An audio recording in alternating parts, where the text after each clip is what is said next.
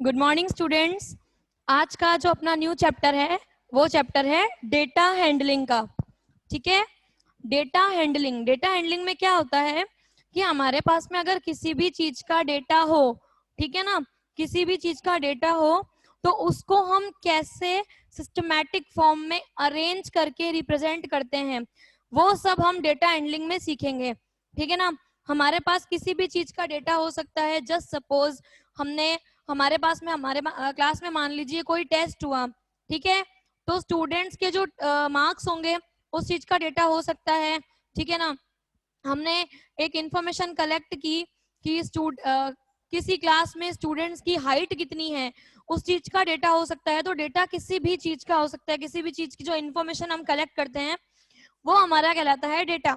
ठीक है, तो जस्ट सपोज हमारे पास में ये 25 स्टूडेंट्स के मार्क्स हैं, मार्क्स का डेटा है। कोई क्लास टेस्ट हुआ, ठीक है, उसमें 25 स्टूडेंट्स के जो भी मार्क्स आए वो हमारे पास ये मार्क्स का डेटा है।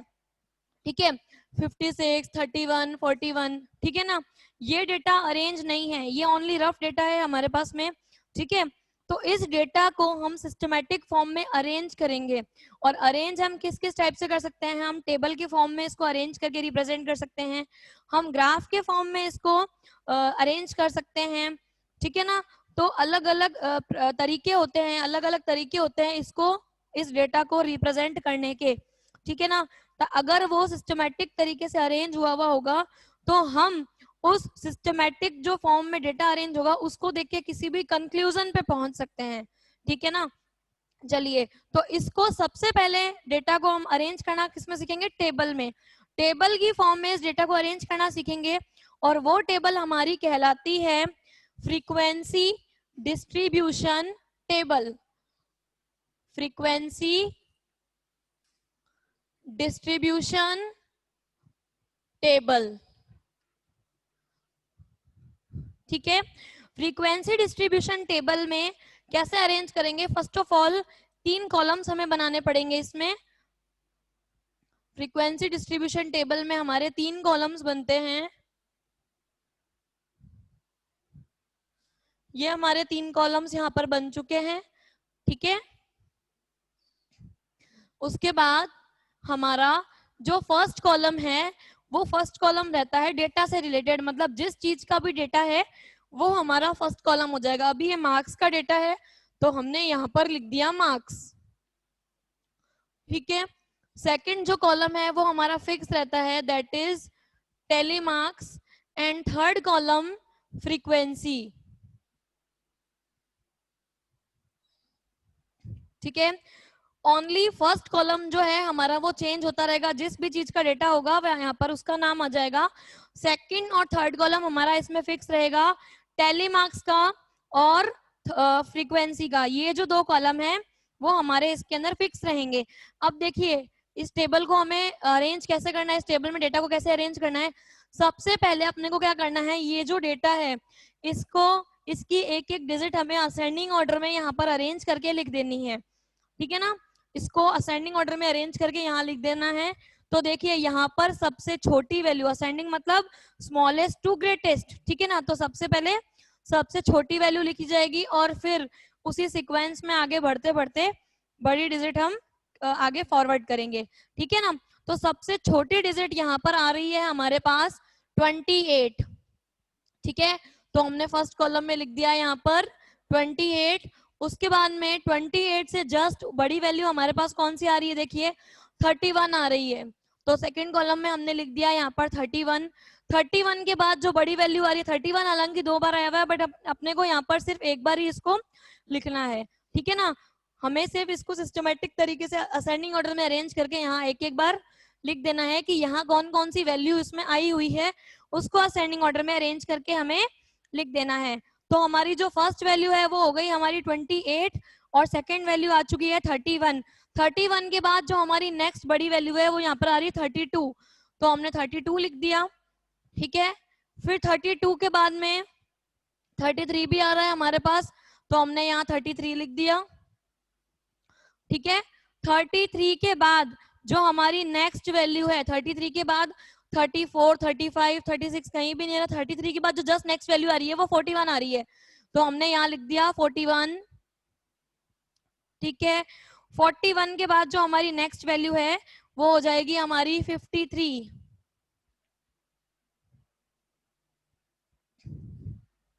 53 के बाद जो हमारी नेक्स्ट वैल्यू आएगी वो यहाँ पर आ जाएगी 56, और 56 से जस्ट बड़ी वैल्यू यहाँ पर आ रही है 61।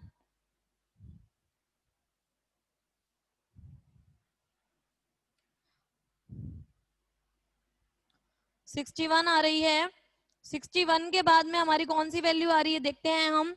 61 के बाद में यहाँ आ रहा है 64, तो यहाँ हमने लिख दिया 64।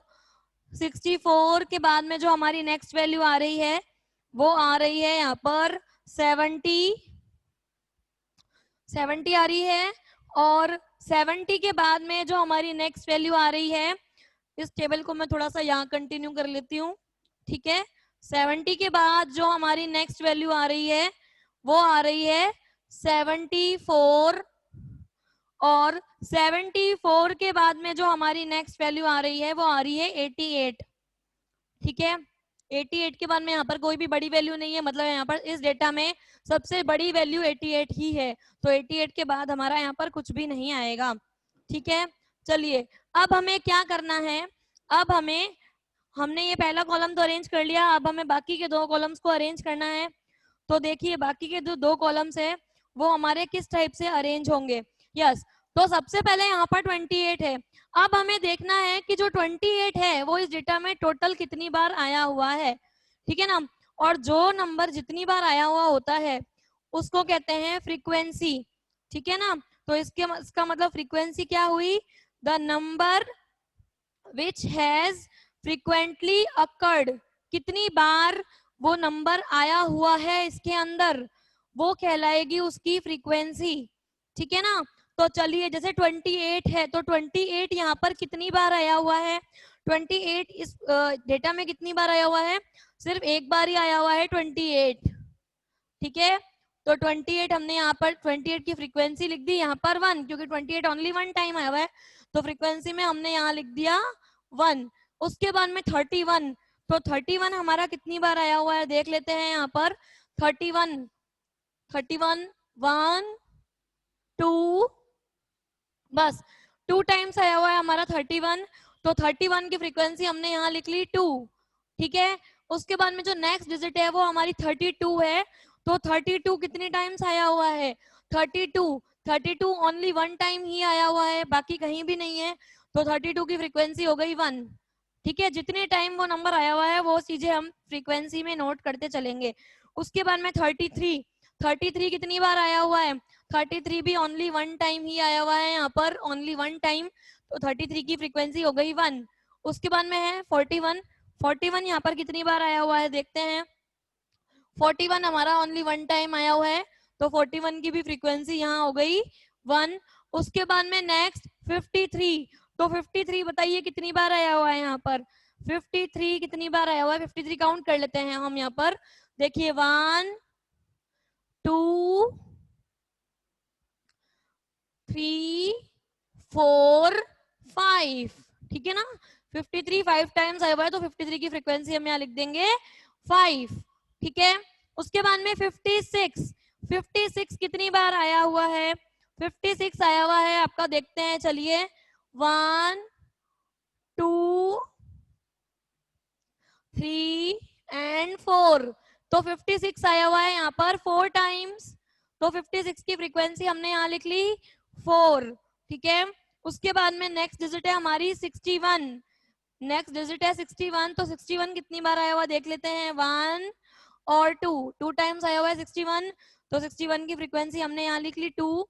नेक्स्ट 64 कितनी बार आया हुआ है देखिए, 1 2 एंड 3, तो 64 आया हुआ है यहाँ पर 3 टाइम्स।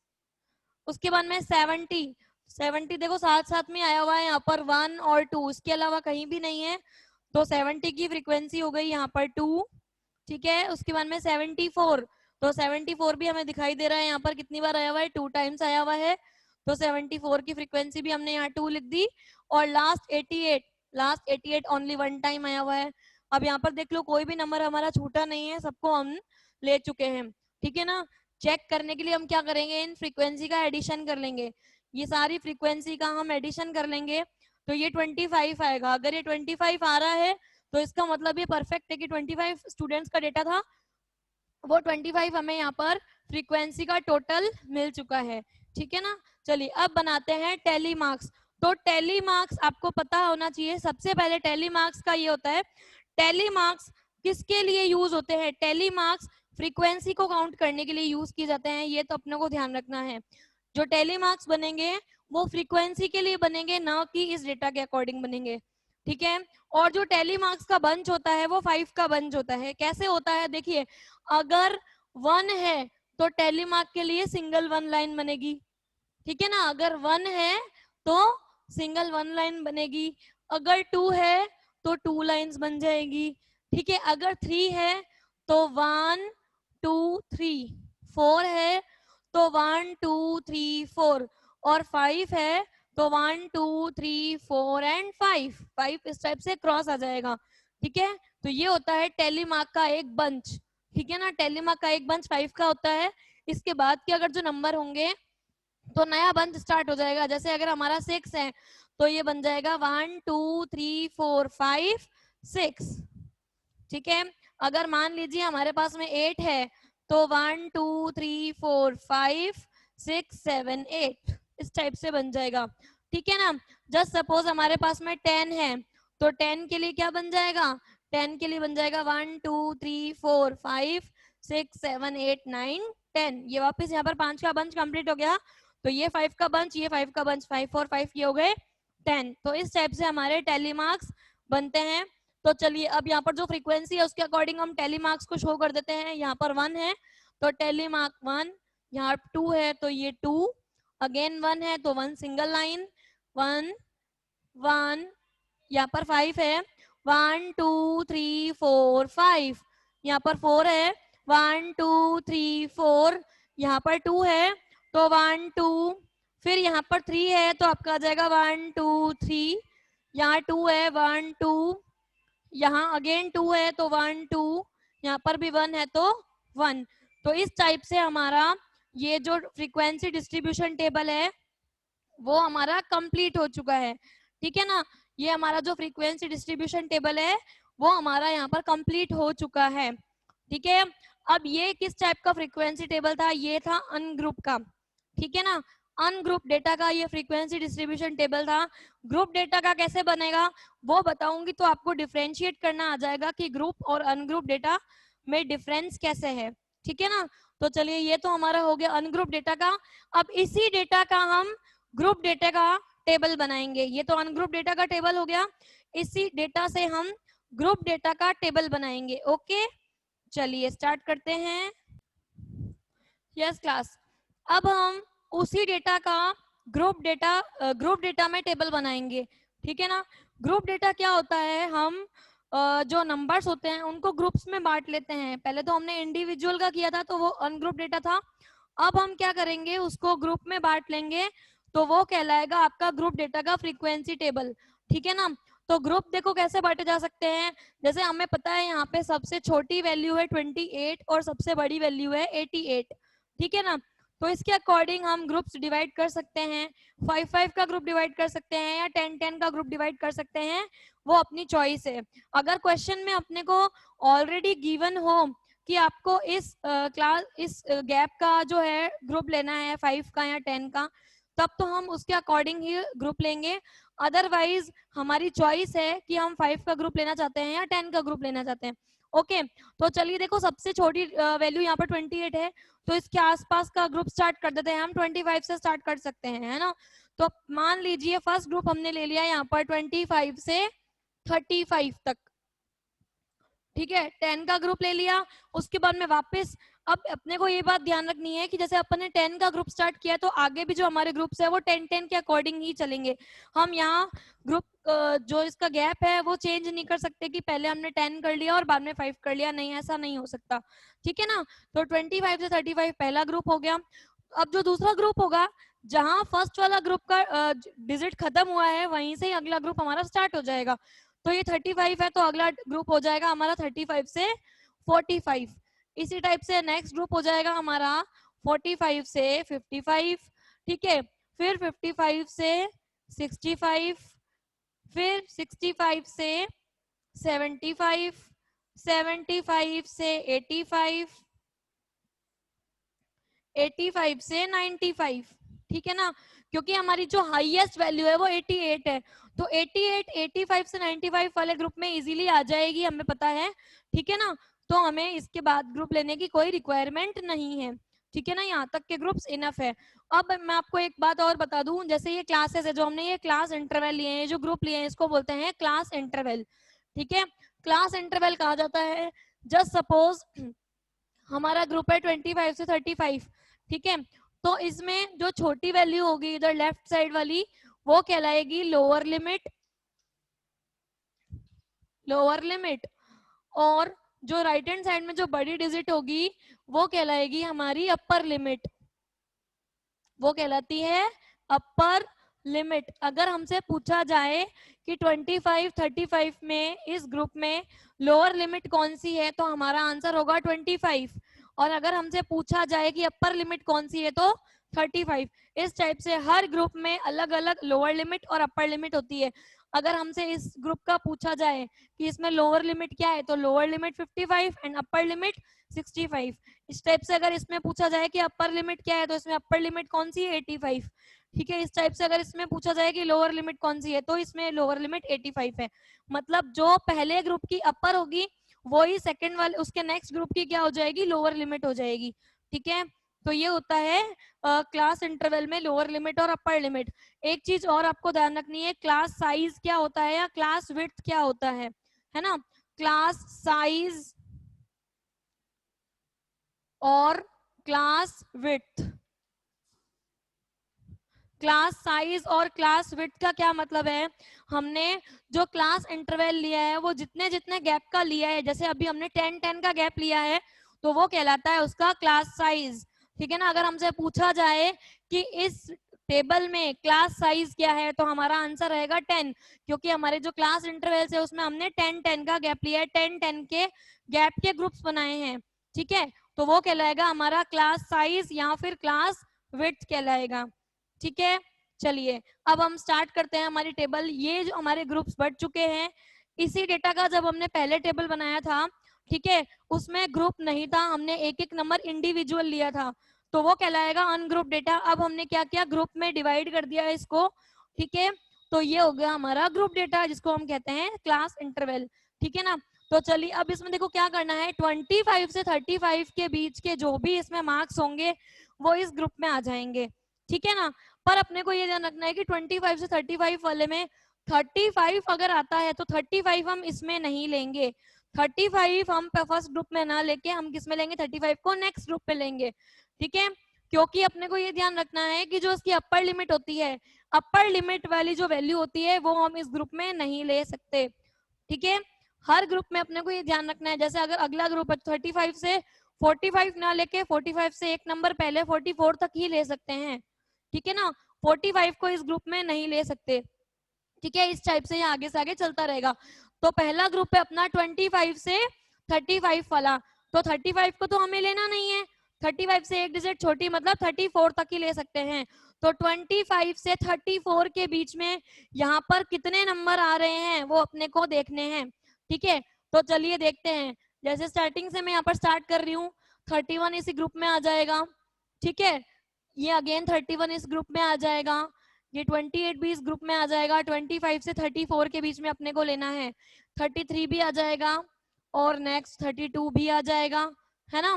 तो ये नंबर आ रहे हैं हमारे 25 से 34 के बीच में, कितने नंबर आ रहे हैं, 5 नंबर्स आ रहे हैं, 1 2 3 4 एंड 5। तो 25 से 35 वाले ग्रुप में ग्रुप की जो फ्रीक्वेंसी है वो क्या हो जाएगी हमारी 5 हो जाएगी, ठीक है। नेक्स्ट 35 से 45, 35 से जो 45 वाला ग्रुप है, अब इसमें क्या करेंगे, 35 को तो ले सकते हैं बट 45 को नहीं ले सकते, तो 45 से एक डिजिट कम मतलब 44 तक के नंबर ही हमें इसमें लेने पड़ेंगे। 35 से 44 के बीच में कितने नंबर आ रहे हैं, चलिए देखते हैं।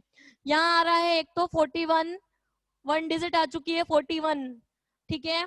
उसके अलावा इसके अंदर कोई भी नंबर नहीं आ रहा जो 35 से 44 के बीच में लाई करता हो, सिर्फ 141 ही आ रहा है।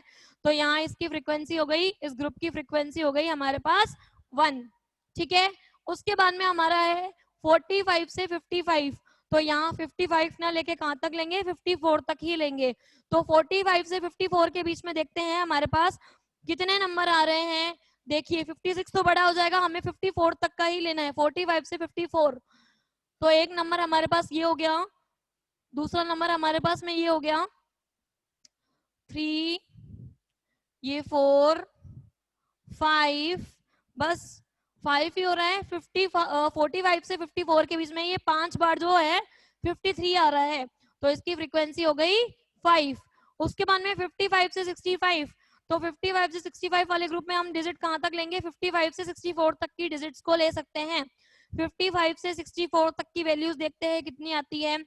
देखो ये 56 आ जाएगा इसमें, 1, 64 तक ही लेना है, 2, 3, 4, 5, 6, 7, 8, 9, ठीक है। तो 55 से 64 तक की कितनी डिजिट्स आ रही है, 9 डिजिट्स आ रही है। तो इसकी हमने यहाँ पर फ्रीक्वेंसी लिख ली 9, ठीक है। चलिए उसके बाद में 65 से 75 तक का ग्रुप है, तो 74 तक लेना है हमें। 65 से 74 तक के बीच में देखते हैं कितने नंबर्स आ रहे हैं, ठीक है। 65 से 75, तो देखिए ये आ रहा है 71, 2, 3, 4, कितनी डिजिट आ रही है, 4 डिजिट आ रही है। 2 बार 70 आ रहा है, 2 बार 74 आ रहा है, तो ये इस ग्रुप में आ जाएगा, इसकी फ्रीक्वेंसी हो गई 4, ठीक है। 75 से 85 वाला जो ग्रुप है, तो इसकी एक भी डिजिट यहाँ पर नहीं है, तो इसकी फ्रीक्वेंसी हो गई यहाँ पर 0, ठीक है। और उसके बाद में 85 से 95 वाले में लास्ट डिजिट हमारे पास में बची है 88, तो इसकी फ्रीक्वेंसी हो जाएगी हमारे पास 1। अब हम इसको टोटल करके देख लेते हैं, यहाँ पर इनका जो टोटल है वो कितना आ रहा है, 25 आ रहा है। तो मतलब ये जो हमारा डेटा है वो एकदम परफेक्टली आया हुआ है, ठीक है। अब हम क्या करेंगे, टेली मार्क्स किसके बेस पे बनते हैं, फ्रीक्वेंसी के बेस पर बनते हैं, हमें पता है। तो फ्रीक्वेंसी के बेस पर हम टेली मार्क्स बना लेंगे। ये 5 है, तो 1, 2, 3, 4, 5, यहाँ 1 है तो सिंगल 1 लाइन, यहाँ अगेन 5 है तो 1, 2, 3, 4, 5, फिर 9 है तो 1, 2, 3, 4, 5, 6, 7, 8, 9। मैंने आपको बताया था टेली मार्क्स का एक बंच 5 का होता है। फिर 4 है तो 1, 2, 3, 4, यहाँ 0 है तो 0 की कोई भी फ्रीक्वेंसी नहीं बने, टेली मार्क्स नहीं बनेगा, डैश हो जाएगा। और यहाँ 1 तो टेली मार्क्स 1। तो ये हमारी ग्रुप डेटा की जो फ्रीक्वेंसी टेबल है वो यहाँ कंप्लीट हो चुकी है, ठीक है। क्लियर हो गया यहाँ पर, तो फ्रीक्वेंसी टेबल हमारा कंप्लीट हो चुका है। आगे का जो टॉपिक है वो हम नेक्स्ट क्लास में कंटिन्यू करेंगे, ओके। चलिए उससे पहले मैं आपको एक चीज और बता देती हूँ, यहाँ पर class mark, what do you mean by class mark and what do you mean by range, दो चीजें मैं आपको बता देती हूँ। सबसे पहले मैं आपको बताती हूँ रेंज क्या होती है। देखिए रेंज क्या होती है, रेंज का जो फॉर्मूला होता है वो होता है हमारे पास highest observation minus lowest observation. मतलब इसके ये डेटा के अंदर जो भी हमारी हाईएस्ट वैल्यू है और जो लोएस्ट वैल्यू है उसका जो डिफरेंस होगा वो हमारा कहलाएगा रेंज, ठीक है, वो कहलाएगा रेंज। तो हाईएस्ट हमारे पास में यहाँ 88 था और जो लोएस्ट था वो 28 था, तो इनका डिफरेंस आ गया 60, तो इसकी रेंज क्या हो गई 60, ठीक है ना। रेंज फाइंड करने के लिए बोल सकता है क्वेश्चन में, तो हमें क्या करना है, सबसे हाईएस्ट वैल्यू को पिक करना है, सबसे लोएस्ट वैल्यू को पिक करना है, और दोनों का डिफरेंस जो भी आएगा वो हो जाएगी हमारी रेंज, ठीक है ना। और रेंज फाइंड करने के बाद में हमारा जो दूसरी चीज है क्लास मार्क, मैं आपको वो भी बता देती हूँ कि क्लास मार्क क्या होता है, ठीक है ना। क्लास मार्क देखो क्या होता है, क्लास मार्क का फॉर्मूला पहले अपने को याद रखना है। क्लास मार्क का जो फॉर्मूला होता है वो होता है class mark equals to lower limit plus upper limit divide by 2, ठीक है ना। क्लास मार्क किसका निकलता है, पहले तो अपने को ये ध्यान रखना है, क्लास मार्क निकलता है इन क्लास इंटरवल्स का। ठीक है ना। किसी भी क्लास इंटरवल का अगर अपने को क्लास मार्क फाइंड करने के लिए बोला जाए तो हम इस फॉर्मूले से क्लास मार्क को फाइंड कर सकते हैं।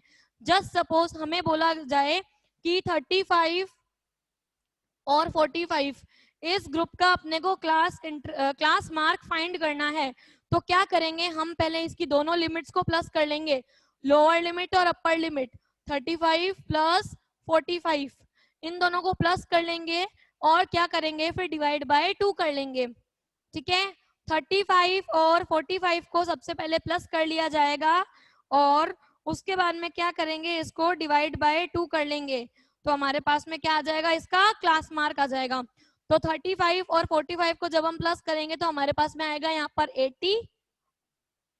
ठीक है, और 80 को जब हम 2 से डिवाइड करेंगे तो यहाँ आ जाएगा 40। तो इसका मतलब इस क्लास का क्लास मार्क क्या हो गया, 40 हो गया। ठीक है ना। किसी भी क्लास इंटरवल का अगर अपने को क्लास मार्क फाइंड करना है तो सिंपल हम क्या करेंगे, दोनों लिमिट्स को प्लस करेंगे एंड डिवाइड बाय 2। ठीक है, तो फ्रीक्वेंसी टेबल का जो टॉपिक है वो आपका कंप्लीट हो चुका है। नेक्स्ट जो टॉपिक है वो हम नेक्स्ट क्लास में डिस्कस करेंगे। Okay, bye, take care.